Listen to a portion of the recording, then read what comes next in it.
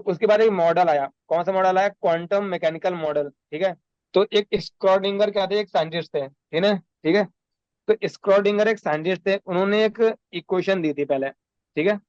तो जो स्क्रॉडिंगर की जो इक्वेशन थी ना, वो सेटिस्फाई करती है मतलब जो ड्युअलिटी ऑफ द रेडिएशन होता है उस प्रॉपर्टी को भी, और हिजनबर्ग की अनसर्टेनिटी प्रिंसिपल को भी, ठीक है। दोनों चीजों को जो स्क्रॉडिंगर की इक्वेशन है वो एक्सेप्ट करती है और उसमें इंक्लूड होता है, मतलब कोई भी कॉन्ट्राडिक्शन नहीं है, ठीक है। तो स्क्रॉडिंगर की वेव इक्वेशन क्या थी, ठीक है, वो था ये, एच, ठीक है, यहाँ पे कैप साई ई साई, ठीक है। ये क्वेश्चन थी स्क्रॉडिंगर इक्वेशन, ठीक है। ये सिंपलेस्ट इक्वेशन है, मतलब सिंपलेस्ट फॉर्म में। ये तुम्हारा एच कैप होता है, ये होता है तुम्हारा ऑपरेटर, इसको क्या बोलते हैं, हैमिल्टोनियन, ठीक है। ये वर्ड याद रखना, हैमिल्टोनियन ऑपरेटर, ऑपरेटर बोलते हैं इसको, ठीक है।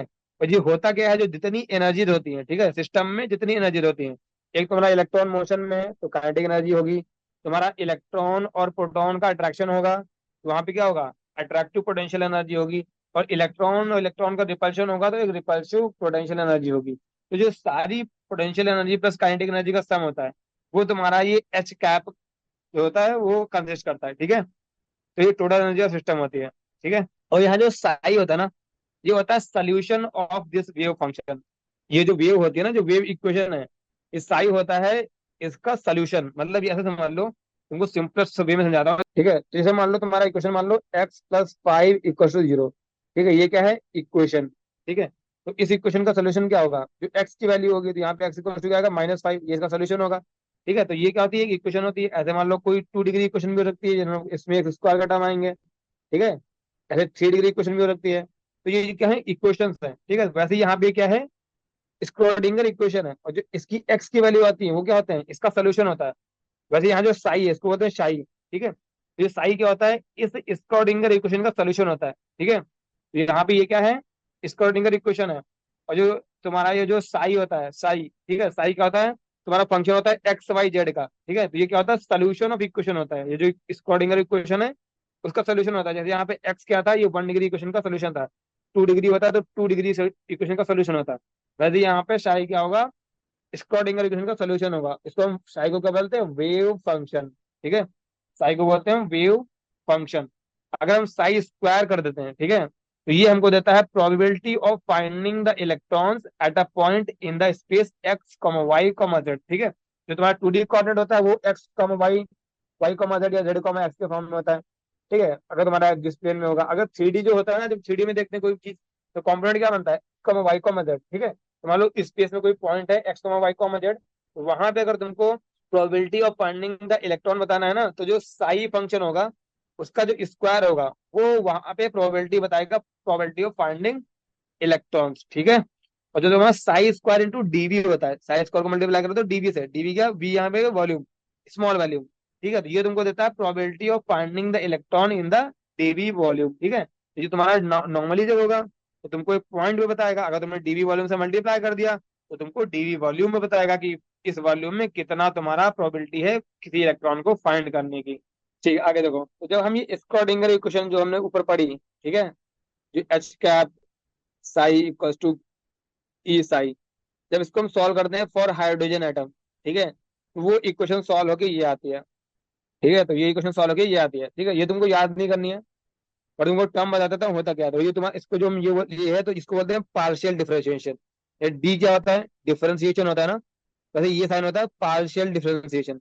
पार्शियल डिफरेंशिएशन मतलब ये होता है, मान लो जो तुम्हारा इक्वेशन, मान लो x² y है, अब तुमसे बोला जाए इसको डिफरेंशिएट करो विद रिस्पेक्ट टू x, मगर यहाँ पे अगर दोनों वेरिएबल होंगे, अगर तुम सिंपली डिफरेंशिएशन करोगे तो तुमको यहाँ पे दो वेरिएबल है, तो इसको तुम डायरेक्टली डिफरेंशिएट नहीं मान कर सकते, क्योंकि तुमको पहले एक को डिफरेंशिएट करना पड़ेगा, दूसरे को कांस्टेंट मान के, फिर दूसरे को कांस्टेंट मान के एक इसको डिफरेंशिएट करना पड़ेगा।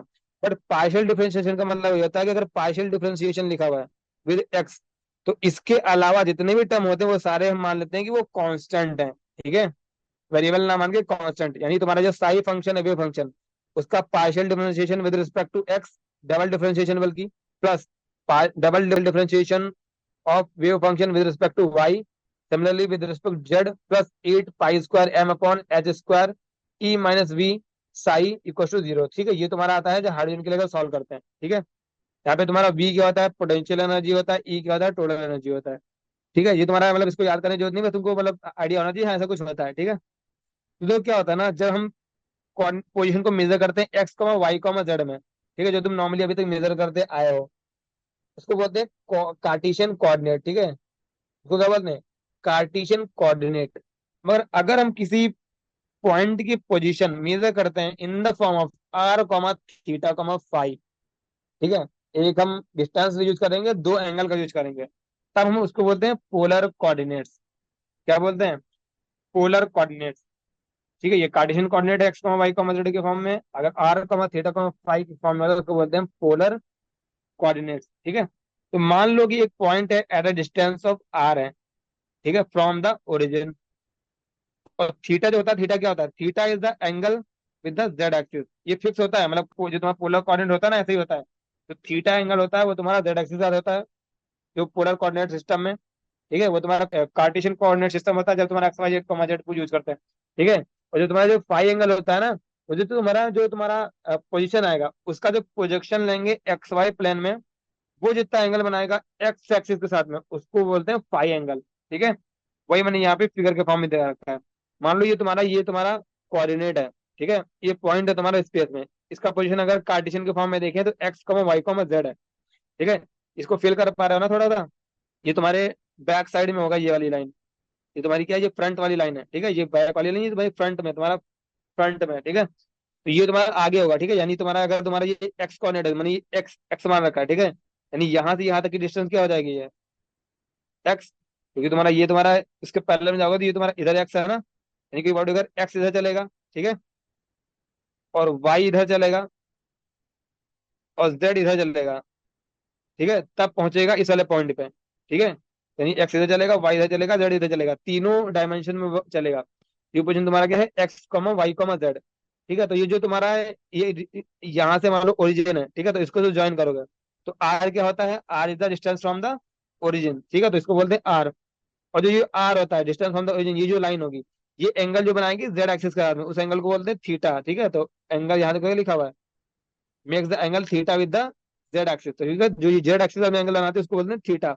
और इसका जो प्रोजेक्शन होगा on the x y plane, ठीक है, इसका प्रोजेक्शन लिया हमने। ठीक है, प्रोजेक्शन तुमको पता है ना, मतलब अगर मान लो इधर से तुम लाइट डालो तो उसका जो शेडो बनेगी, ठीक है, ऊपर से अगर तुम लाइट डालो, उसकी जो नीचे शेडो बनेगी, नीचे जस्ट एग्जैक्ट शेडो मान लो ये पॉइंट भी यहाँ पे बनेगी। ठीक है, एक्स का एक पॉइंट यहाँ आएगा तो इसको ज्वाइन कर दो, ये तुम्हारा होगा प्रोजेक्शन। ठीक है, जो प्रोजेक्शन तुम करते हो ना, कॉम्पोनेंट में तोड़ते हो किसी फोर्स को, किसी वेलोसिटी को। ठीक है, वही वही चीज है, हम लोग इसको कंपोनेंट में तोड़ दो, एक कंपोनेंट इधर ले लो, एक कंपोनेंट क्या करो, इधर ले लो जेड एक्सिस के लॉन्ग। तो अगर एक कंपोनेंट तुमने जेड एक्सिस के लॉन्ग लिया है, तो दूसरा कंपोनेंट यही तो आएगा, क्योंकि वो क्या होता है, परपेंडिकुलर होते हैं ना एक दूसरे के। ये कंपोनेंट क्या होते हैं, एक दूसरे को परपेंडिकुलर होते हैं। तो तुम्हारा ये कंपोनेंट आया, तो ये कंपोनेंट होगा, ये जो एंगल बनाएगा with respect to x axis, उसको बोलते हैं फाई एंगल। अब देखो ध्यान से देखो, जो तुम्हारा यहाँ पे जो तुम्हारा एक्स होगा वो क्या होगा।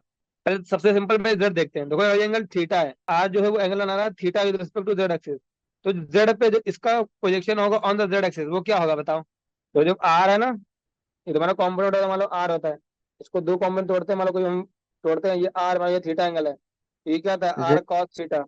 ये क्या आता है, जेड साइन थीटा। हाँ, तो यहाँ पे तुम्हारा जेड होगा, जेड क्या आएगा, जेड इक्वल टू क्या होगा, z equal to r cos theta. हम पता करने करेंगे कि एक्स कोऑर्डिनेट क्या होगा, वाई क्या होगा। तो हम पहले क्या करेंगे, इसका प्रोजेक्शन लेंगे इस पे, एक्स वाई प्लेन पे। तो इसका projection on the x y plane पे क्या होगा बताओ। ये वाली कितनी आएगी लेंथ, ये कितना आएगा। अरे इसको एक तुमने इधर तोड़ा, ये आर कॉस थीटा, तो ये कितना होगा, अरे आर साइन थीटा होगा ना। अब ये अगर आर साइन थीटा है, ठीक है, ये लेंथ तुम्हारी आर साइन थीटा है, ये फाई एंगल है, तो ये वाला एक्स कितना हो जाएगा, तो तुम्हारा एक्स क्या आ जाएगा, देखो आर साइन थीटा, और इसका इधर कॉम्पोनेंट लेंगे तो कॉस फाई। अगर ऐसे ही तुम्हारा वाई वाला देखो, तो r sine theta, r sine theta, और तुम्हारा इधर क्या हो जाएगा, साइन फाई। ठीक है, तो ऐसे हम किसी भी कार्टेशियन सिस्टम को हम पोलर कोऑर्डिनेट सिस्टम में कन्वर्ट करते हैं। यहाँ पे जो फाई है उसको हम बोलते हैं एजीमुथ, थीटा उसको बोलते हैं को एल्टीट्यूड, आर होती है तुम्हारी डिस्टेंस। ठीक है, फॉर इन्फॉर्मेशन में बता दिया, इतना कोई वो इंपॉर्टेंट नहीं है। ठीक है, तो जब हम ये एक्स वाई जेड का यूज करके, ठीक है, ये क्वेश्चन हमने की थी ना अभी, ये वाली, ये क्या थी तुम्हारी कार्टेशियन फॉर्म में थी, ठीक है, एक्स वाई जेड के फॉर्म में थी। तो जब हम इसको कन्वर्ट करते हैं in the polar coordinate system, ठीक है, तो तुम्हारी इक्वेशन आती है, चेंज करते हैं इक्वेशन को उसमें, तो इक्वेशन आती है ये, मतलब तुम्हारा एक फंक्शन बनता है जो कुछ पार्ट होता है जो आर का फंक्शन होता है, कुछ पार्ट होता है जो थीटा और फाई का फंक्शन होता है। इन दोनों को हम अलग अलग ऐसे लिख लेते हैं, ठीक है। जैसे मैं तुम्हारा मान लो, ऐसे मान लो तुम्हारा एक एक्स फंक्शन था, एक वाई फंक्शन था, ठीक है। अब मान लो तुमने तुम्हारा ये तुम्हारा इसको तुमने इसको तुम्हारा जो एक जो नेट फंक्शन था वो एक्स था, वो तुम्हारा मान लो पहले इक्वेशन थी x square plus x plus one, दूसरा इक्वेशन है y square plus y plus one, ठीक है। तो एक तरीका क्या है, इन दोनों को मल्टीप्लाई करके लिखा है, और दोनों को अगर हमने एक्स को अलग अलग निकाल लिया, वाई अलग अलग निकाल लिया, ठीक है।